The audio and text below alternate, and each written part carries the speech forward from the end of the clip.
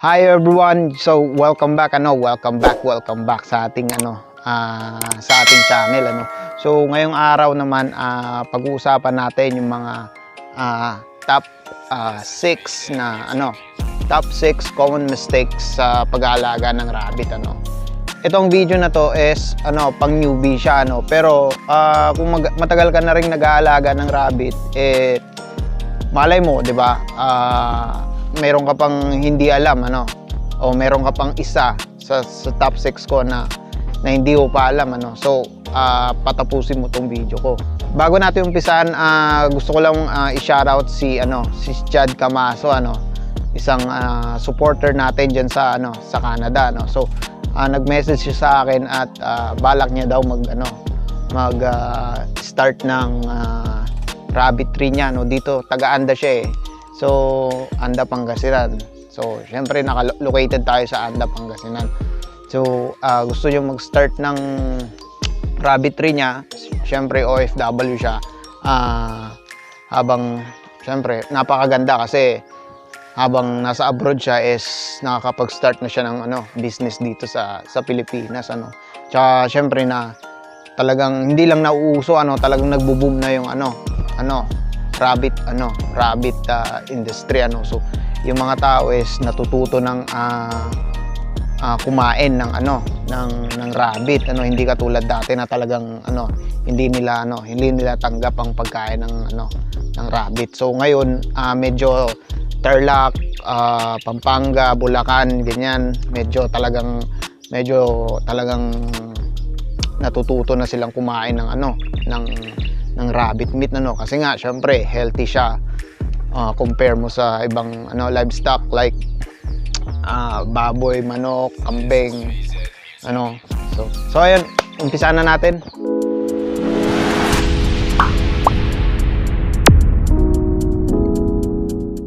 Alright, ang number 1 sa listahan ko is overfeeding ng commercial pellets. So may mga nagsasabi na may mga brand daw ng commercial pellets ng rabbit na hindi sila na overfeed Ang kuneho kasi pag nilagay mo yung pagkain niya dyan sa kulungan niya tapos kumbaga maghapon dyan na nakalagay, ang tendency nun is kukonti yung kakainin niya pero mayat maya siya pupulot So syempre kung nandoon lang yung pagkain niya sa kulungan niya tapos naka-steady so kukunti lang siya pakunti-kunti pero mayat maya so ang mangyayari nun is magbo-bloated siya yung syempre ang pellets pag natubigan yan parang mag-e-expand so yan sa tiyan niya kaya nagbo-bloated sila so ang nangyayari nagtatay sila so syempre pag nagtay yan malaki yung chance na ikamatay ng alaga mong kuneho. So, ang pinakamaganda niyan, syempre hindi kailangan natin pakainin ng pellets yung mga mga kuneho natin So, ang pinakamagandang gawin diyan is ilagay mo yung pagkain niya, let's say twice a day ka magpakain So, ilagay mo yung pagkain niya diyan. Pagkalagay mo ng pagkain niya, after 30 minutes, tanggalin mo kasi ang alam ng kuneho, kailangan niyang kumain dun sa 30 minutes na yun. Kasi pag hindi siya kumain dun, is alam niya na kukunin mo na yung pagkain niya. Kaya kakain lang siya. At tapos, ang makakain niya dun is sakto lang. After 30 minutes, kukunin mo na yung pagkain niya. Ibabalik mo na nun, mamayang hapon. Yung pangalawang beses niya nang kumain. So, sa paraan na ganun, talagang hindi labis, hindi kulang yung makakain niya. Talagang saktong-sakto lang. So, hindi ka ma-overfeed talaga. Yun ang best way ko. Para hindi ma-overfeed yung mga kuneho ko.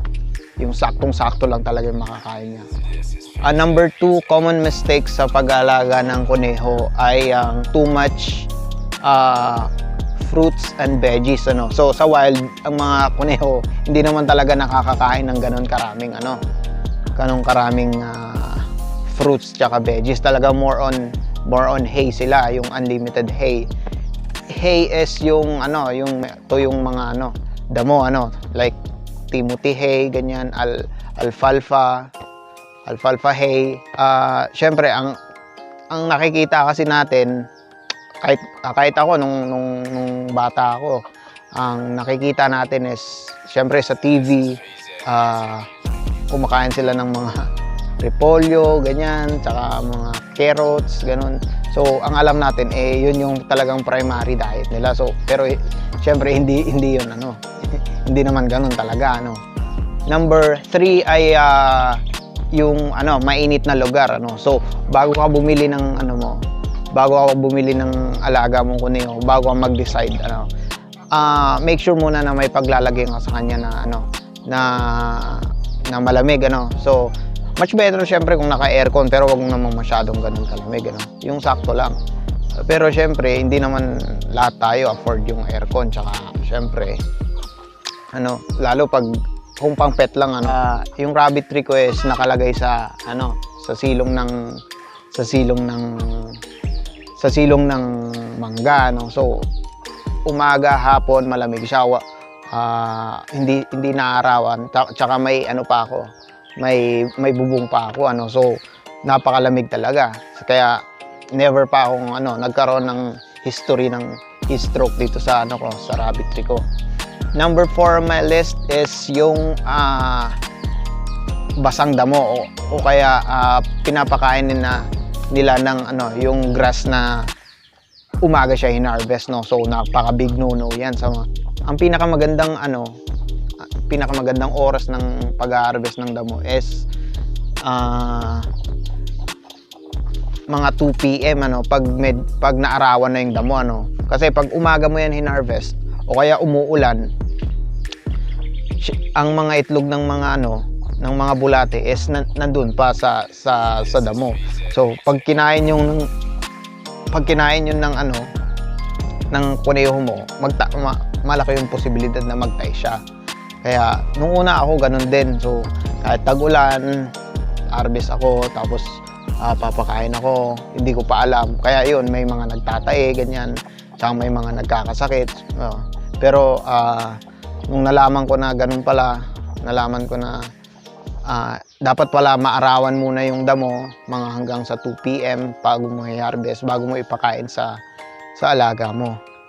Ang panglima naman sa aking listahan na ay yung pinapaliguan nila yung mga kuneho nila. So sa mga kuneho, napaka-stressful niyan na papaliguan mo yung alaga mo, kasi syempre napakatagal matuyo ng buhok nila, May isang naging customer ako, tinanong niya ako kung pwede ko bang paliguan yung kuneho, kasi bali yung binili niyang kuneho is niregalo niya sa anak niya. So gusto daw kasi nung anak niya katabi niya matulog, gusto niya mabango daw, tsaka malinis yung alaga niyang kuneho. Ang mga kuneho naman is malilinis na malilinis na hayop yan. Parang pusa yan na sila yung naglilinis ng sarili nila. Basta malinis yung kulungan yan, sure ako na hindi naman yan babaho yung rabbit mo, basta healthy siya.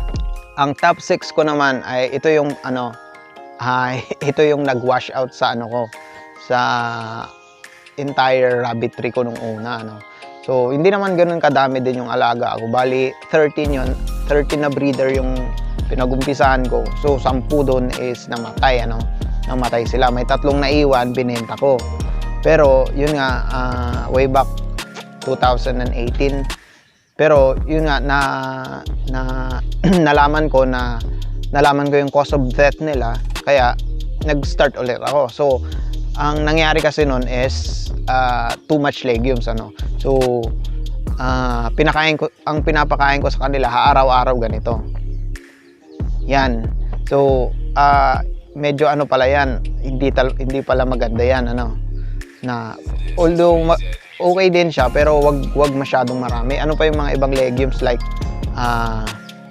Madre de Agua, yung mga legumes, kasi basta hindi yan grass, legumes na yan, legumbre sa Tagalog. So alam din yan ng mga magkakambing. So ayun ang mga top 6 common mistakes na na-experience ko sa pag-aalaga ng kuneho. So kung ikaw meron kang mga pagkakamali din sa pag-aalaga mo ng kuneho, comment mo lang din sa baba para syempre ma-share din natin sa ibang mga breeder, mga ibang hobbyist So ayun, medyo painit na ng painit yung panahon So ingat kayo sa heat stroke sa mga alaga natin So thank you for watching and I'll see you on my next video.